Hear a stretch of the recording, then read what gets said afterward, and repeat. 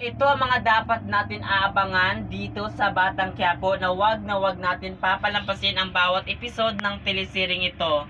Dahil nga sinapit ni Tanggol sa kamay ni Rigor ay talagang nakakalungkot mang isipin na isang iglap lang talaga ay matatapos ang buhay ni Tanggol dahil sa ginagawa talaga ni Rigor. Matagal naman din na nagtitimpi itong si Rigor na kung sakaling makita niya itong si Tanggol ay talagang papatayin niya or ipapakulong talaga niya na siya mismo ang gagawa nun.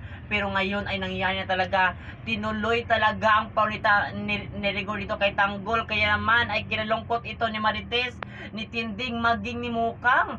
Nakonsensya ito ng dahil sa kanyang problema ay nagawang magnakaw ni Tanggol. Kaya ito nangyari sa kanya ay napahamak ang buhay Tanggol ng dahil sa kanya. Kaya yun ay nakonsensya itong si Mukang. Kaya naman mga kapamilya, abangan natin ito. Kung malaman ito ni Ramon na si Tanggol ang kanyang anak, ano kaya ang gagawin niya dito kay Rigor na matalik pala niyang kaaway talaga itong si Rigor. Kaya abangan natin ito. Maglalaban talaga itong ama laban sa ama na ito. Kung sino nga ba talaga magwawagi.